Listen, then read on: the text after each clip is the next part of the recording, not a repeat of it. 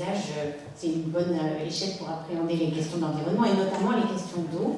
Et puis, on parle beaucoup des effets que le changement climatique va avoir sur l'eau et le fait que l'eau est très mal répartie dans le monde, en partie parce qu'en Afrique, il y a beaucoup de personnes qui manquent d'eau et il y a beaucoup de jeunes filles qui ne vont pas à l'école parce qu'elles mettent 4 heures à porter de l'eau. Et donc effectivement, c'est un élément très important de notre vie du quotidien et qui aujourd'hui semble menacé avec le changement climatique, puisqu'on voit les glaciers qui reculent, qui étaient des grands stocks d'eau dans les montagnes.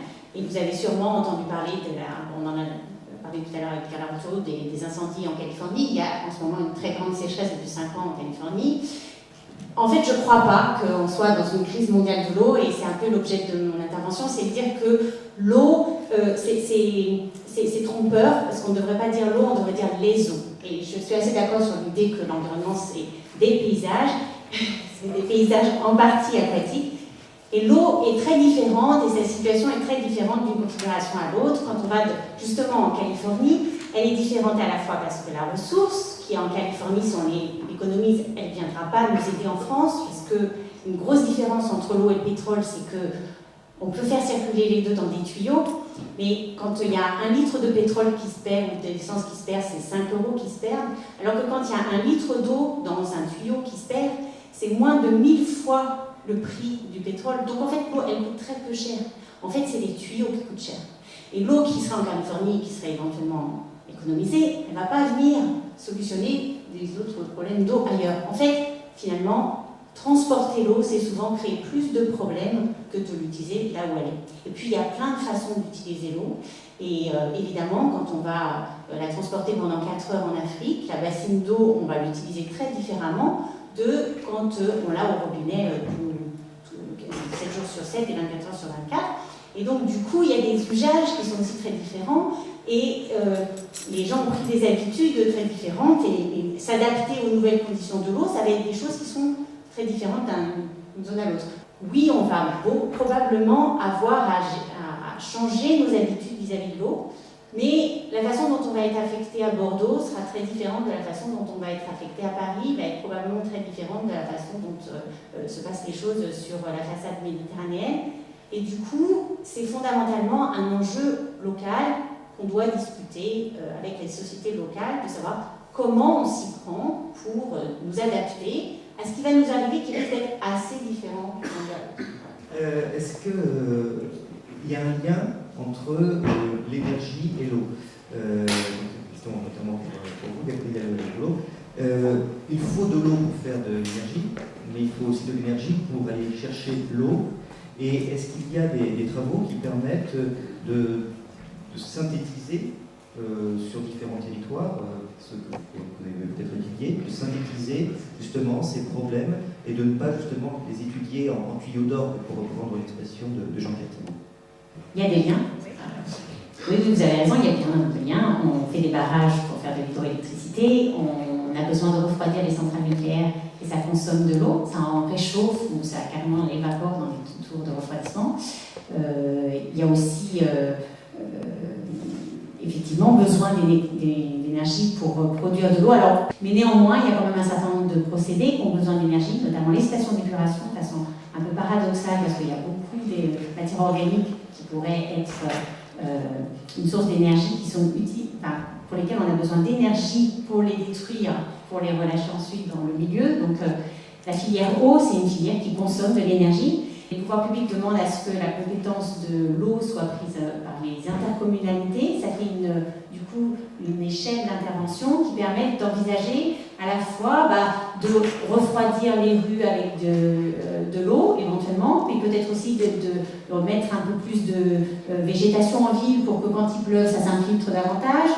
Donc effectivement, moi je suis assez d'accord sur l'idée qu'il faut agir à l'échelle du paysage. Et pour l'eau, on peut à la fois raisonner à l'échelle du paysage en lien avec l'énergie et de réfléchir du coup à des solutions qui soient un peu économes et pour l'énergie et pour l'eau.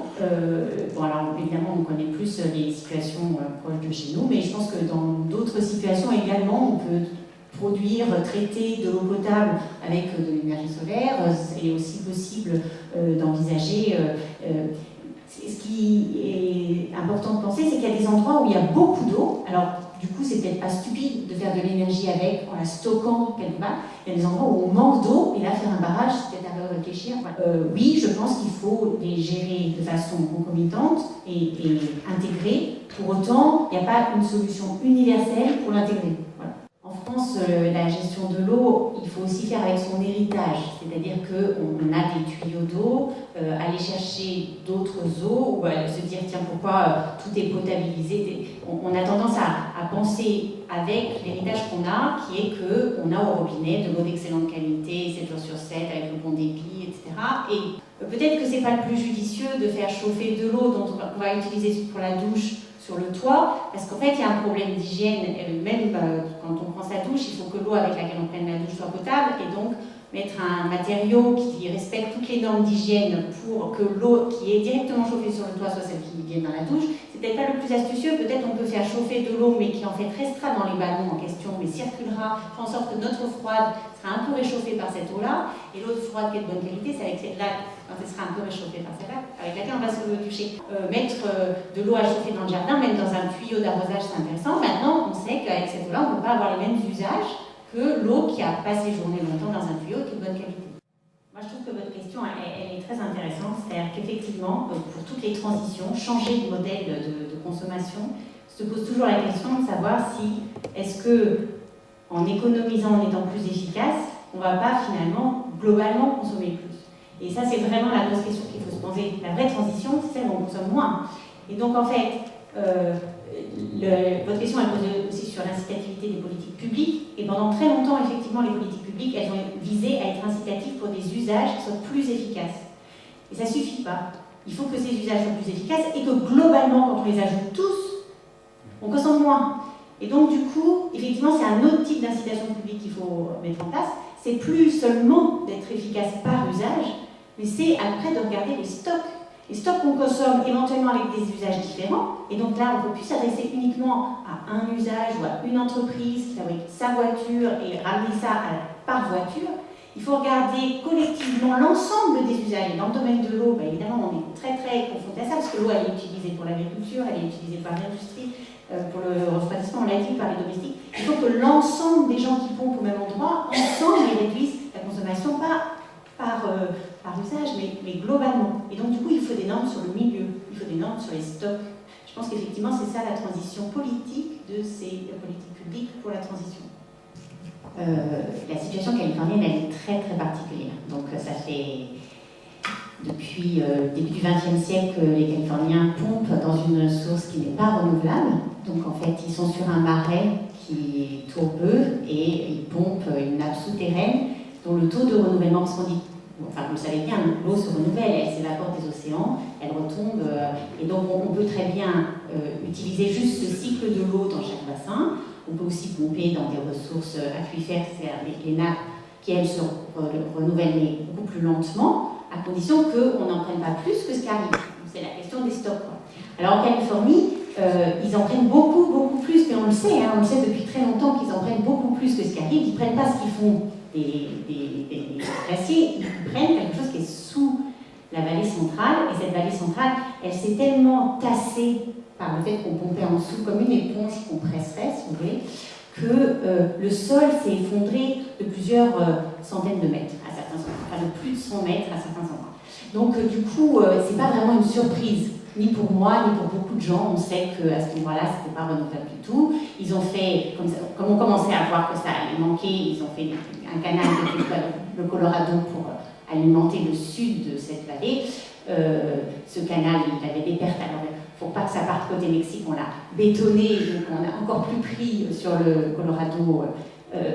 C'est une course sans fin. On sait que tout ce qui est produit dans cette vallée, les produit sur une ressource qui n'est pas renouvelable. Cette situation-là, elle n'est pas partout comme ça. Il y a plein de gens qui dépendent d'une ressource qui est entièrement renouvelable. Il y a plein d'endroits sur la planète où la qualité de l'eau, ça s'est amélioré. Si vous prenez la Seine, par exemple, il y a 50 ans, il n'y avait aucun poisson qui pouvait vivre dans la Seine. À Laval de Paris, c'était un bouchon complètement. Il n'y avait pas d'oxygène dans l'eau, il y avait eau. Bon, maintenant, aujourd'hui, c'est un peu mieux. Il y a d'autres polluants.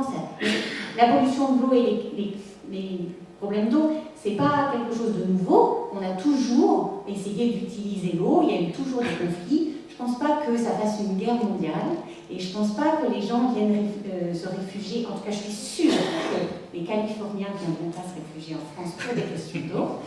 Je pense qu'ils trouveront d'autres choses. Il faut dire que l'économie de la Californie s'est faite sur un épuisement des ressources. C'est exactement l'inverse de ce que vous dites. Ils ont d'abord épuisé la sardine, puis après ils ont d'abord épuisé l'or. Pour utiliser l'or, ils ont utilisé beaucoup d'eau. Ensuite, ils ont épuisé complètement la sardine, ils ont épuisé complètement leurs ressources forestières. Donc bon, c'est pas une surprise et il ne faut pas généraliser, c'est pas comme ça dans toute la planète. Il y a des tas d'endroits où on économise vachement l'eau, on fait très attention. Il y a des endroits où il y a la guerre et l'eau fait partie des enjeux très difficiles parce que quand on est en guerre, tout devient difficile, les réseaux cassent, etc. Et donc aussi des problèmes d'eau. Mais les pays ou les populations qui sont en guerre pour l'eau, c'est très rare parce qu'en fait, il y a quand même beaucoup de façons de récupérer le peu d'eau dont on a besoin pour survivre. Après, quand il y a beaucoup d'eau, on peut faire plein de choses. Et il y a des gens qui montent des entreprises avec cette eau qui vont devenir très très gourmands d'eau. Mais sur l'eau, on peut avoir deux points de vue. On peut avoir le point de vue de l'hippopotame. Alors là, il n'y en a jamais assez de l'eau. Il faut toujours en faire venir d'ailleurs et ça va toujours être la guerre.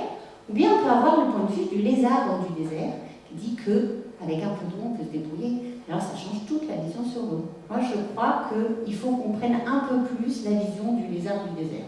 Est-ce que vous avez un exemple en matière de gestion de l'eau? Oh, mais ça, il y en a plein des exemples de gestion de l'eau. Oui, il y a un exemple qui me vient à l'esprit, c'est par exemple le lac Léman, où très tôt, ils ont perçu que, parce qu'il y avait aussi un atout vis-à-vis de la pêche qui était très touristique, qui était un peu la vitrine de toute l'Europe pour les pêcheurs, et donc très vite, ils ont senti que si les villes continuaient de se développer et que l'agriculture continuait d'utiliser beaucoup de phosphore, le lac allait disparaître. Donc c'est un des lacs dans lesquels on s'est ému le plus vite du risque de perdre la qualité de l'eau, et donc on a ceinturé tout le lac d'un réseau d'assainissement pour pas qu'on rejette au lac des zones non traitées. C'est une solution, c'est pas la solution. C'est partout. Si l'eau qui coule en bas de votre jardin, vous trouvez qu'elle est de mauvaise qualité, il y a plein d'endroits où vous pouvez prendre langue avec les gens qui s'occupent de cette eau pour essayer d'améliorer l'eau. Il y a des endroits où l'eau était canalisée sous les routes parce qu'on ne pouvait plus les voir tellement c'était des horreurs. Et on a réouvert les routes pour remettre la rivière à la vue de tous. Donc il n'y a jamais rien qui est perdu. Il faut simplement se motiver pour aller remettre en état l'eau là où elle est et ne pas la consommer au-delà de ce qui est renouvelé chaque fois.